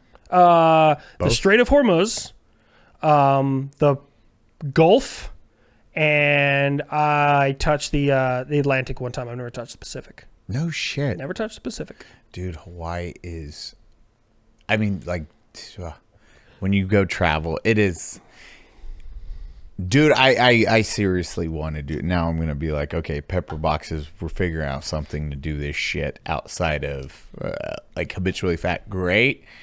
It's like, getting Nick to travel is going to be hard, but I would love to do a series where it's like, hey, let's do this on, let's figure out a way to present this history of Japan or China, or like, how do we intertwine? How do we make multiple episodes of it? Because that shit would be Africa, because we have fucking. I can try and reach out. My brother, he's retired from the Navy, but he might still have connections in Japan.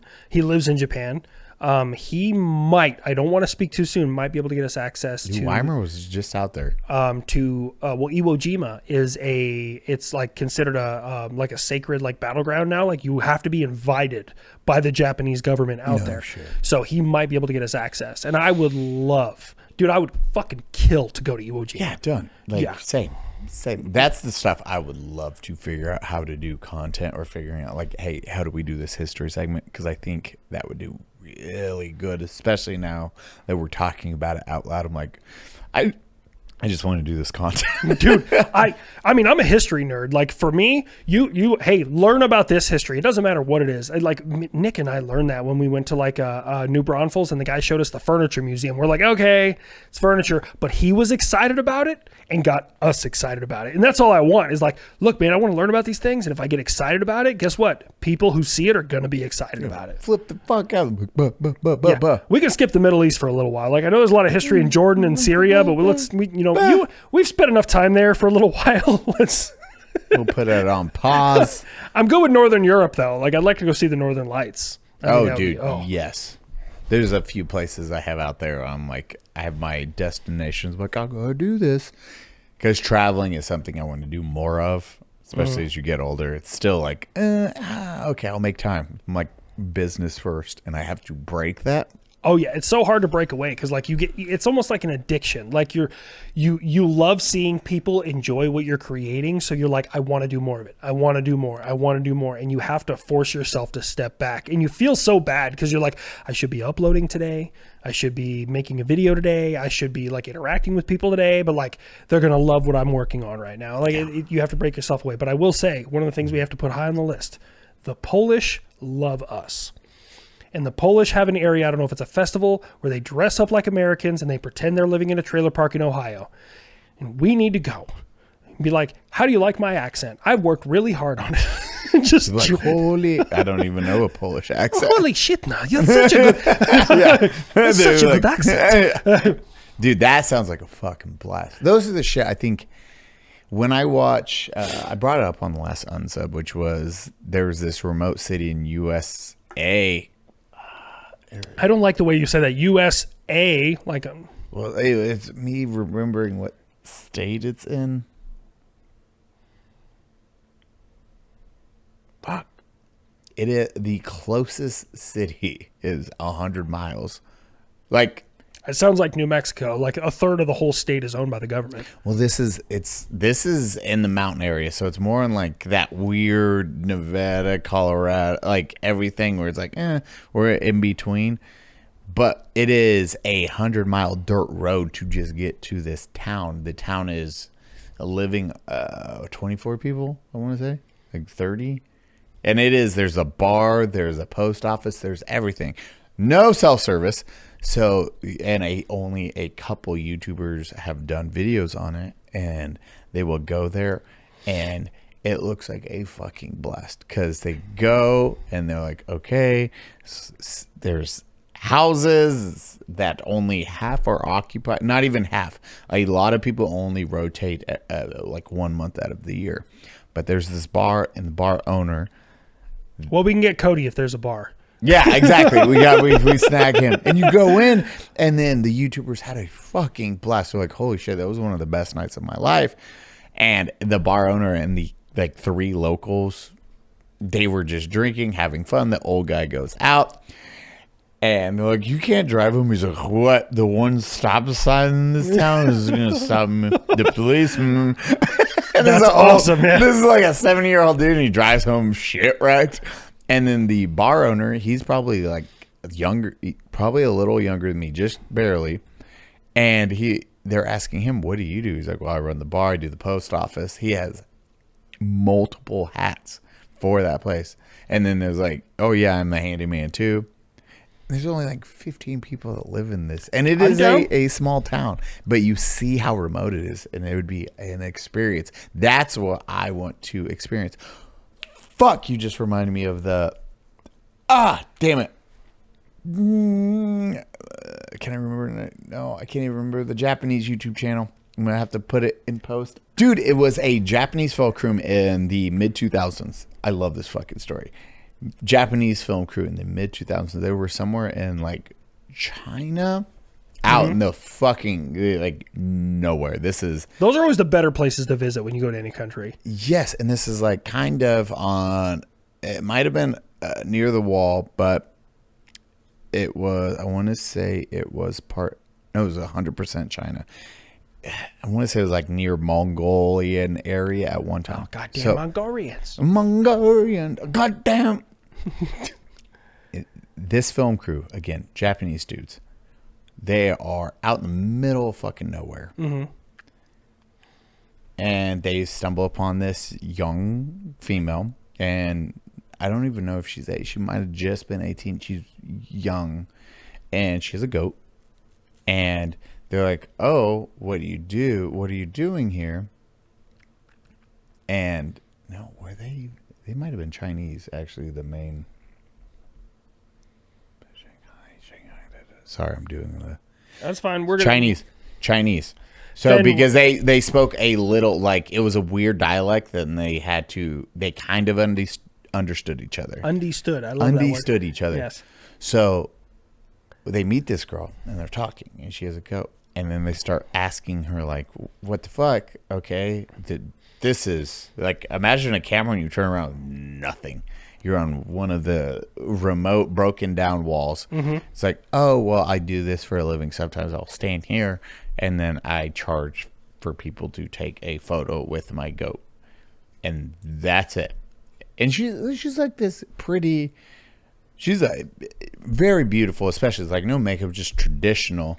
And she's out in the middle of nowhere and like, oh, and they conversate like, oh, and she invites them back to her little village. They go back to the village and they sit and they eat with the family. It's like, this is my uncle, this is my dad, this is my mom, here's my little sister's brothers. And they just great food, great conversations, broken conversation. And then they're like, man, we would love you would you want to come to Beijing with us? And the uncle's against it. It's like, oh no. And the dad's against it. It's like, no. She can't go by herself. And they're worried with the change and all this stuff. She doesn't know any of this. And they're asking her before they even go back to her house, like, what's your dreams? What do you want to do in life? She doesn't even know what dream means. It's like, what? What do you mean? It's like, well, what do you want to do with your life? It's like, what do you mean? Such a foreign concept. Yeah. Because she's like,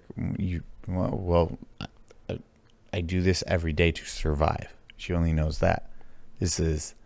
I wake up, I farm, I milk the goats, I do all this, and then I go out there whenever and hope a tourist, and then I might get $5 or $1 for a photo, and that's my life. What do you mean? What's a dream? I do not get this.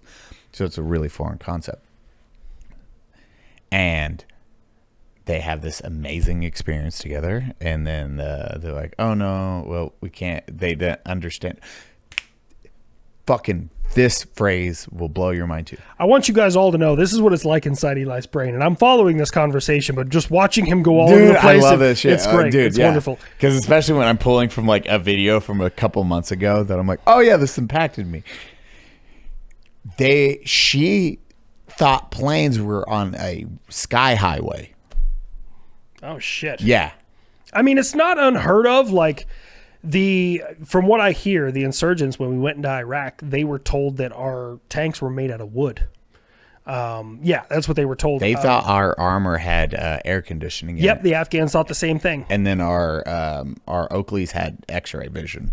Wow, I didn't hear that one, but yeah. Dude, I gotta hear all this like first. They'd be like, "Can I see your glasses with the X-ray vision?" I'm like, "What the fuck? No." Because then you know about our X-ray vision. I'm like, keep them scared. Keep them afraid. Yeah.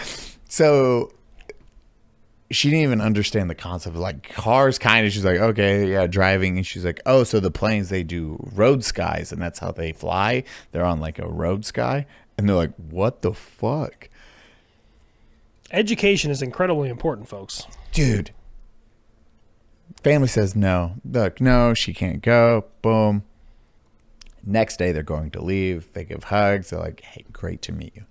And the family's like, well, if she goes with her mom, they can both go together to Beijing and experience this.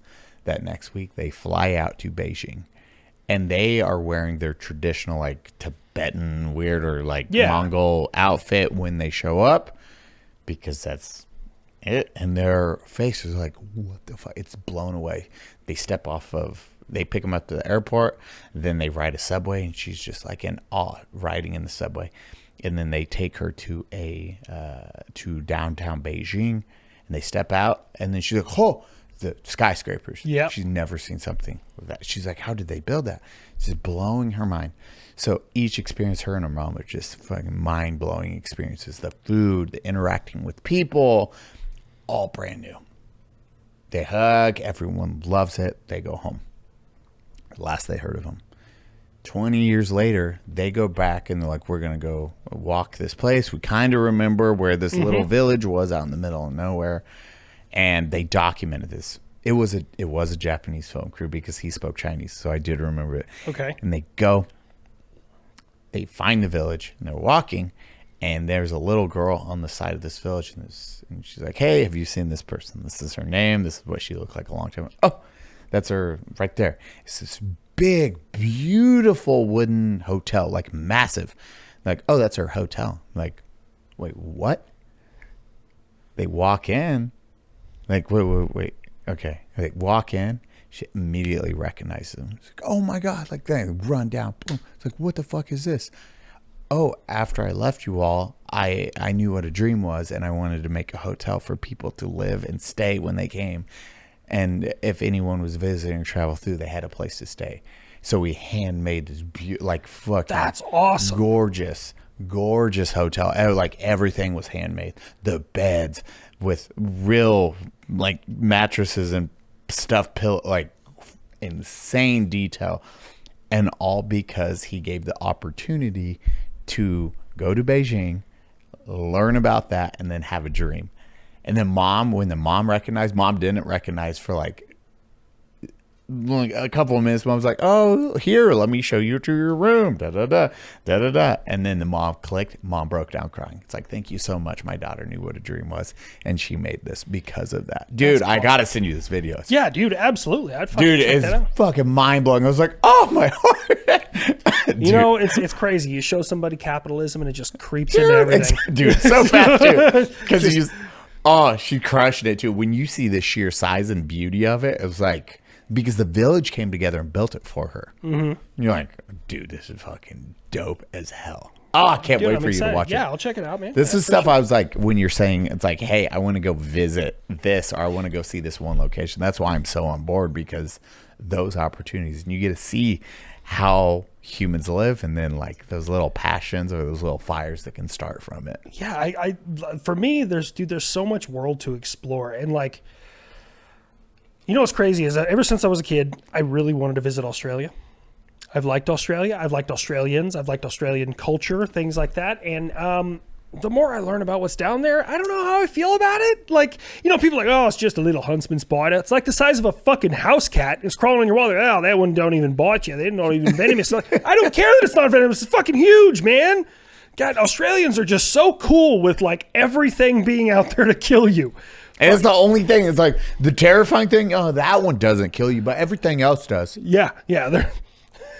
What's the ones that come from the little trap the trapdoor spiders. Yeah. Most toxic. Are they literally the most deadly spiders? Oh, you're thinking of the wandering spider. They look a lot like trapdoor spiders. Yes, the wandering spider. Yeah, they look like a fucking tarantula, and they're like, yep, those will kill you. And it's like, what? No. Like, I run into tarantulas in New Mexico, and it sounds crazy when you think about it, but like, we have tarantulas out there, but we also have tarantula hawks, the big ass fucking wasps that are like blue and black, and they got orange wings. And people are like, oh, I wouldn't fuck with that. They have the best, like, way better temperament than yellow jackets. Yellow jackets will fight you for your food. A tarantula hawk will be like, oh, hey, bye, and like just fuck off. Like, they don't get up in your business. They're like, you're not my food. I don't give a shit what you are, man. And tarantulas are down here. Yep. They're like, I'm going to go fuck up this giant spider, and I'm cool with that. But Australians are just way too cool with everything out there being able to kill you. Dude, they got box jellyfish down there. And you're dead. That's it. They're tiny little fucking things. They're the size of a fucking soda can lid. Did you know they didn't know what was killing all those people? So box jellyfish, they had to do a study to figure out what the fuck was killing people, because they're like, these jellyfish, the normal size ones, well, they don't kill people. And then it was like, why are people dying from these jellyfish stings? We have no fucking clue. And then it was like, oh, these tiny little we thought we were babies. Nope, their entire species just kill you. Yeah, just murder you. Yeah. You got a brainless floating, like, not immune, what's the word I'm looking for? Fucking, when something doesn't die forever. Immortal. Yeah, there you go. Immortal fucking floating grocery bag out there that just, if it touches you, that's it, bro. Like, have a good day. You're done. No, man. They're like this big. Oh, fuck that. Australia, I love Australian culture, Australian people. Like, I have a few Australian friends, like Anamarchy History. I've talked with them. Shrimp on the bobby. Yeah. I fuck with shrimp on the bobby. I don't know if I'll ever do Australia. You know what we should do? We should fuck with Brandon. We should just get a room. Like, we should go to Thailand and get a room and just fill it full of ladyboys, but one of them is a real woman. We're like, Brandon, You have to pick one. The Russian roulette. The gang scars Brandon. That's what we're gonna fucking do. It's the meme. It's the Key and Peele sweating. Just sweat. We're gonna find one for Brandon. Cody's taking it. You're taking. I'm taking. Nick's taking. Fucking. That's the one we're gonna get. Godspeed. Yeah. Best of luck to you. Do you want to play a game? Yeah. I'll just Russian roulette with dicks. But the vaginas with that. Oh man. I'm like, no, dude. Australia would be. Yeah. Like, I want to see the Sydney Opera House before I die. Like, I mean, I think that's a beautiful place to go. I mean, Sydney in general, like, if you're in the big cities, from what I hear, there's not a whole lot of creepy crawlies. No. But unfortunately, a lot of the history I want to see is out in the fucking outback. And I don't feel good about that. Like, that's, I don't know how I feel about that. It's crazy how much, like, literal things that can kill you are yes in one spot. It's... Dude, you look at all of America and you're like, man, we got like some, but that is all like just here. Everything is there. That was like God was running out of shit, and he's like, look, let's just take all the evil shit and just put it there. Yeah. And like, honestly, Australians, I gotta hand it to you, and the Aborigines. I don't know how the Aborigines got there. I've never dug into that history. They lived out there in the fucking bush, but Australians, you were prisoner colony and you lived strictly out of spite because the British rightly thought like, oh, this lot will never escape. There's crocodiles and all sorts of other shit.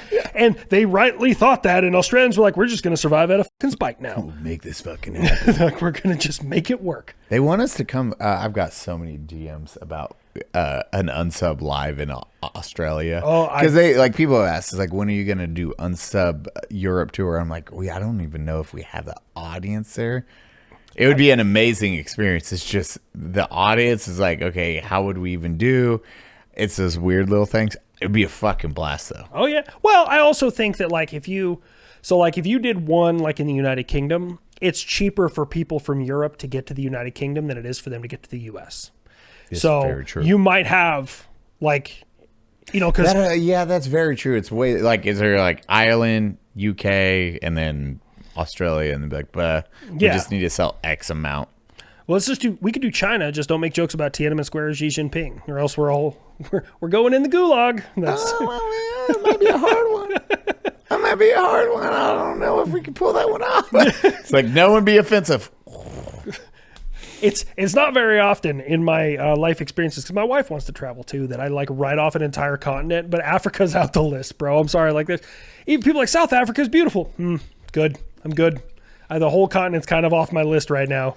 Well, Kevin's supposed to, like, with Kevin from Q, I think we will have a blast at his I would location. love to. Eli, I love you to death, man, but you always put me in, like, situations with really, like, influential and powerful people. Like that Unsub episode I did where I came in, I was like, hey, everybody, and, like, Q introduced himself. He's like, hey, I'm Kevin. Good to meet you. I'm Q.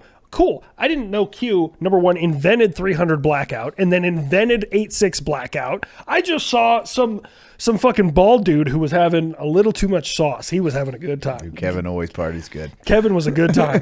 And then I sit down at the table and I see this just like kind of like I wouldn't say chunky, but he's stocky dude with a beard and real nice guy. And he's like, oh, I'm Terry. Come to find out he's fucking Dev Crew and like helped save Captain Phillips. I'm like, Eli, come on, man. Like, they're homies. I'm like, no, they're homies here. Just meet other homie.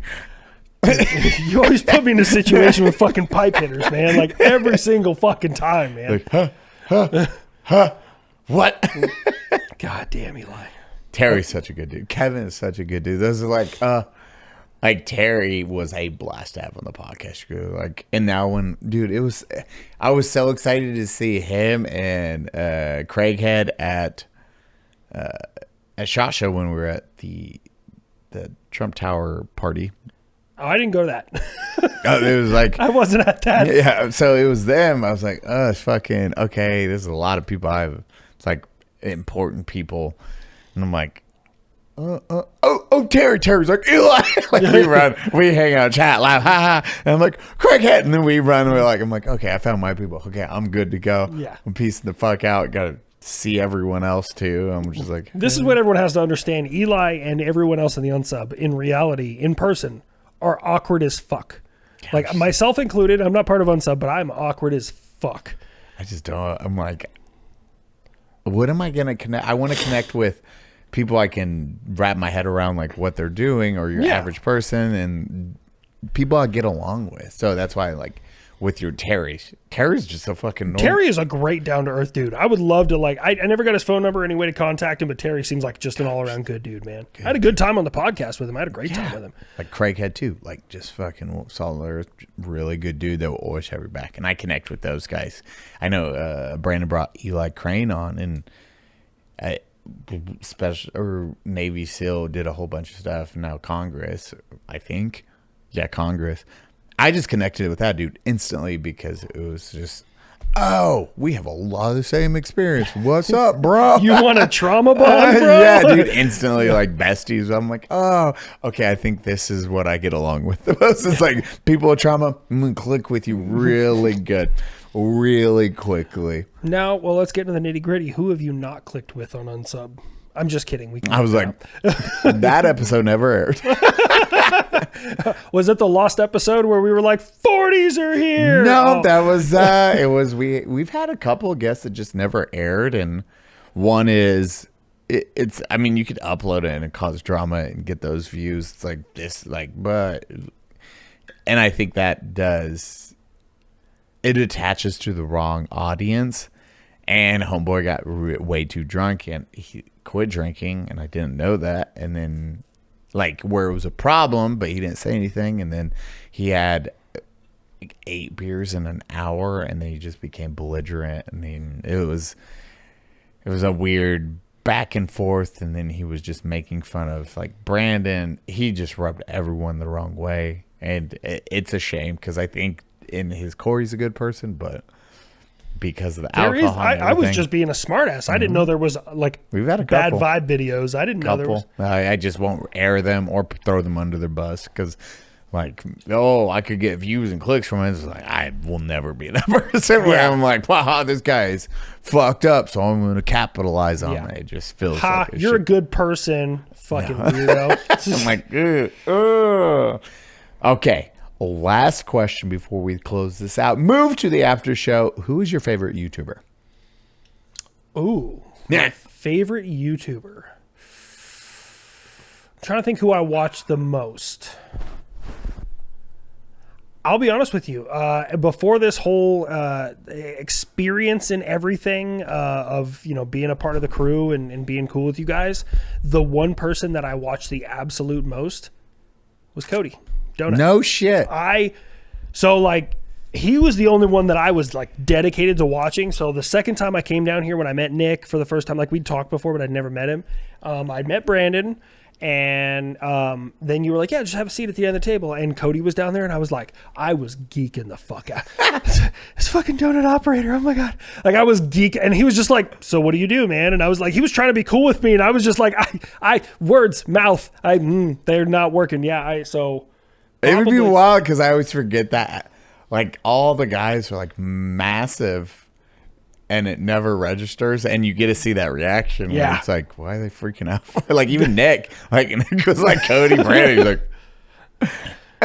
And it's always wild because I'm like, what? There's just what? Yeah. Okay. Yeah. I watched. I used to watch like epic rap battles of history. Like they got nice Peter and I don't even know. Does he still make stuff? Like maybe. I used to watch him a lot, but like I've always liked good cop breakdowns, and Cody has done that, and I love those things. The king of it. And he does really good in those police breakdowns, and I love watching. Like for me, okay, so when you're in war, it's and I don't know if this makes sense to you. It might. I love seeing the good guys win. And in a police breakdown, I know who the good guy is, and I know who's winning. Like I get to enjoy that. So like, there's not as police, dash cam and body cam footage is a lot more readily available than like Afghanistan war footage. I mean, there's a lot of that, but there's way more police footage. Oh yeah, 100%. So when Cody breaks that down, I used to watch it. Like I just turn him on and be like, that's fucking cool. Like I liked his quacks of justice and all those other things like that. And yeah. I love it. Cody reached out to me when he was like 18,000 subscribers. Really? Yeah, back in the day. And now he's what, like 2 or 4 million or something like that? Almost 6. Oh shit. Yeah. I just want to get my first mill, and so that's where I want to get to. I mean, you're fucking closing in on it. I'm a little over 800. Yeah, you're with the Unsub's only 880, I think. Yeah, you guys are almost 900. You blew past me. I mean, you've been around longer than me, so that's fair. You know what's crazy is it's so just wild to watch how things change. I didn't know Unsub existed. Most as a podcast, dude. What's wild is like being the top 25 in the world on podcasts on all of YouTube is fucking wild. Especially when you're like, oh, they're at 880,000 subscribers. But you guys have a dedicated fan base. And that's the other thing where the sheer amount of views, because you have Ear Biscuit from Rhett and Link, Good Mythical Morning. You have massive podcasts or names. They do not come near the numbers Unsub do. And I'm like, that's because of all you beautiful humans out there that make that possible. But it is wild to see massive names, and they do not come close to Unsub numbers. It's like, oh shit, okay, we have a fantastic audience. Yeah. I never look at the subscriber count. Like it's there. Getting a gold play button would be dope as a podcast. You're like, fuck yeah. Mm-hmm. But overall, I'm just happy the audience is always like engaged. Oh yeah, because there's certain people out there who have, I don't want to drop any names or say any faces. I don't know how to say that. But there's people out there who have gold play buttons who have 30,000 views on a video in a fucking week and a half. We know you're buying your fucking subs. You're a piece of shit. I'm gonna just call that one out. Like a lot of those too. Yeah. That's what it's like. It's the play buttons. It's views and shorts, and then buying account. It's so wild to see people do that because you're like, why would you do that? And that's empty. It doesn't make any sense. Like, why does this number? You want this number to go up? That doesn't matter. You know what matters? When people watch your shit. The views matter like way over the way sub more count. of the subscribers. Sub count does not fucking matter. Like I'm like cool. I have.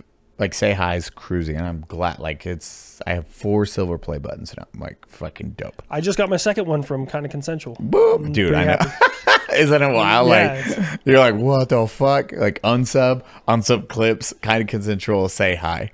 I'm like, dope. That is fucking awesome to have. These. Also, congratulations on your sub count for this, for Say Hi to Eli. And I'm that's all privileged to be a part of it. Y'all made that possible. I'm like, what? I'm like, I had no idea how that thing popped off as fast as it did. I'm like, cool. Oh, thank God it worked. It's that fear of it. Like content's weird, especially when you've been in it as long as I have. And I've always just helped others build channels. I was never big on like being the face. That's why I was like, I'm gonna do an interview style.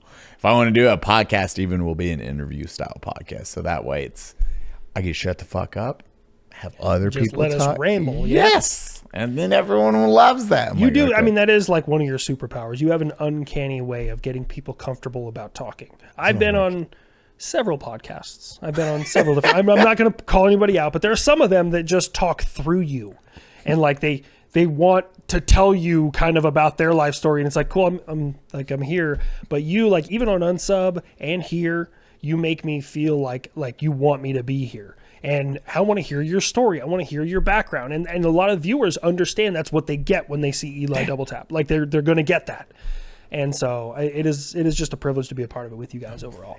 Thank you.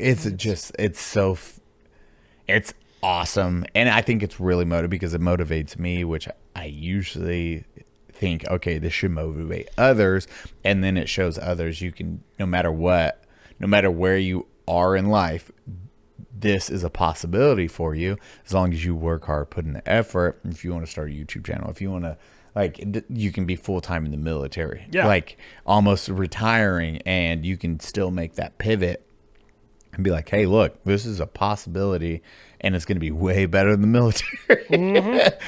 And it's going to be scary. It's going to be terrifying to take that jump. I'm fucking terrified. But right now, you're like, you know what? This is a livable. I can do this. You know, and I was telling you this right before the podcast, and I just want the viewers to hear it as well. You guys have bullied me out of getting out of the military. You've bullied me there. And now you've bullied me into switching to iPhone.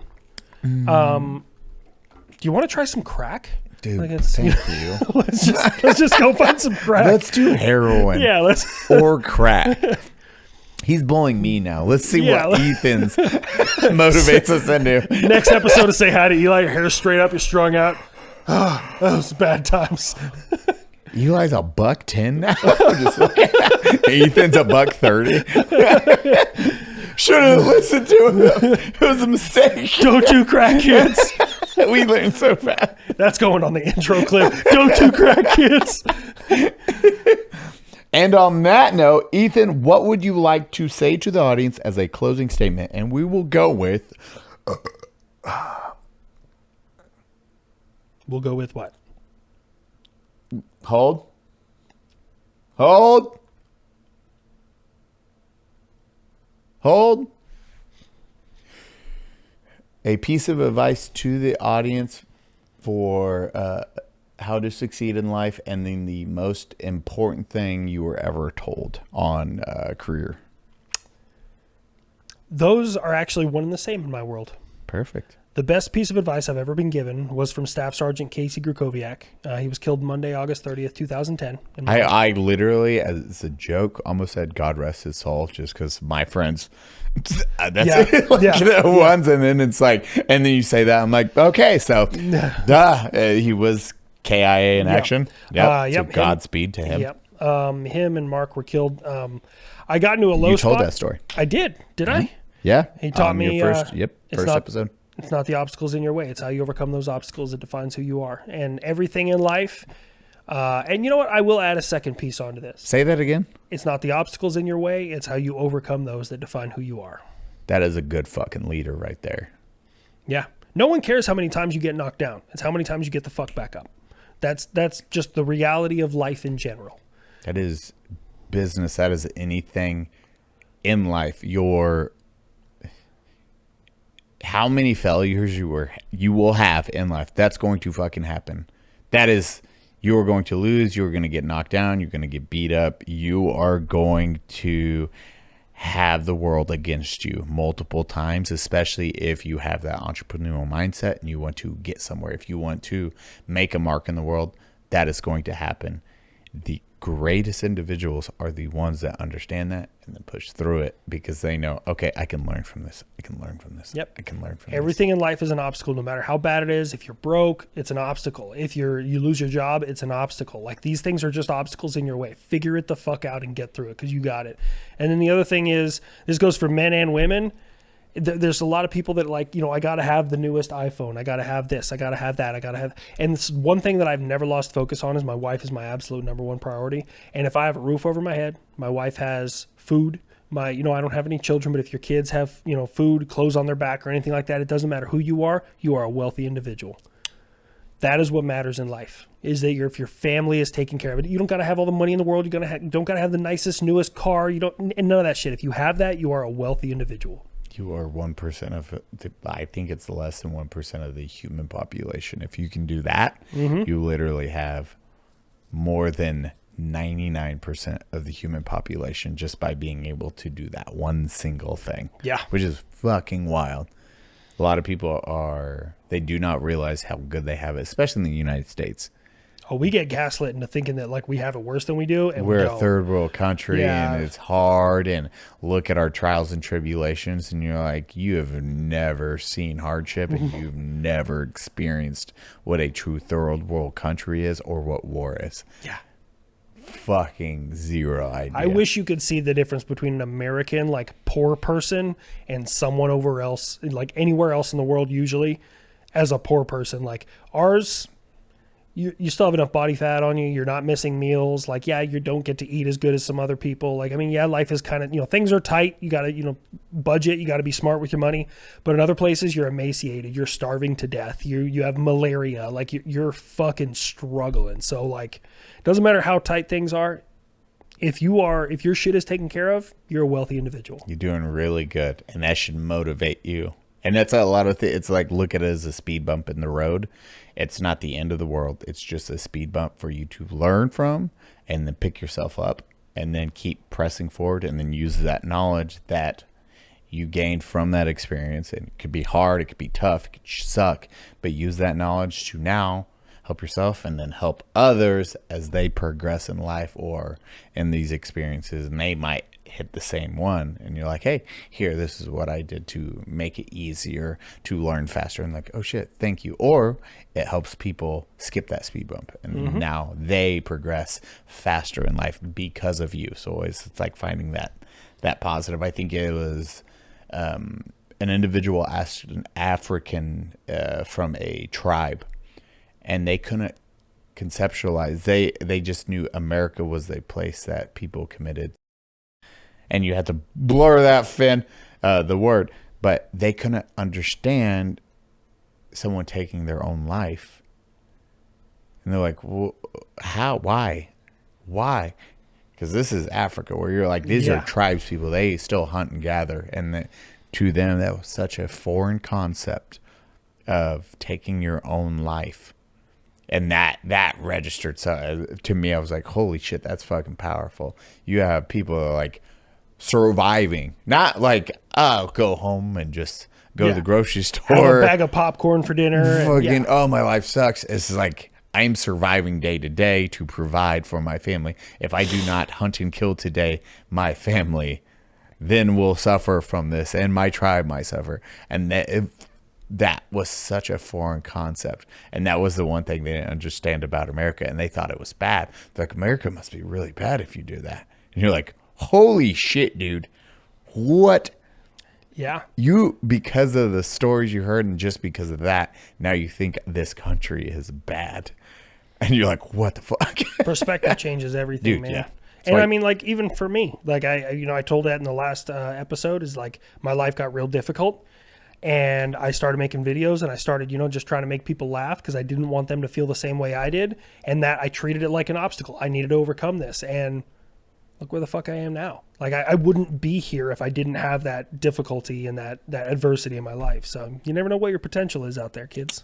It makes you so thankful for the. I love all my hardships. Like, they suck. I fucking hate them when they're happening. But dear God, am I the most thankful for those over anything? Probably is those hardships, because I'm like, cool, I came out stronger, and I can help more people because I've experienced that one thing. You learn so much from the shitty days. Like, you learn so much about yourself and life in general from the shit days. Oh, I love it. Dude, Habitual, thank you so much for coming on. It has been an absolute pleasure.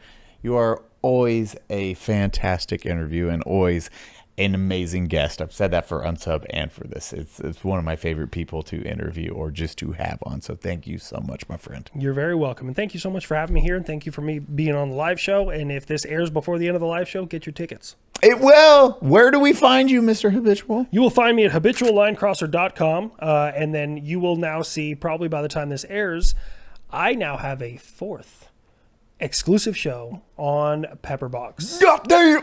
Me and Chris Cappy are cooking up something special. I can't wait for you guys to see it. Oh, I know what this one is. I'm excited for it. Me too. Stay tuned for the after show, bitches. We love you. Kisses. Okay, I'm going to go pee now. Yeah, I was like, I got to do the same.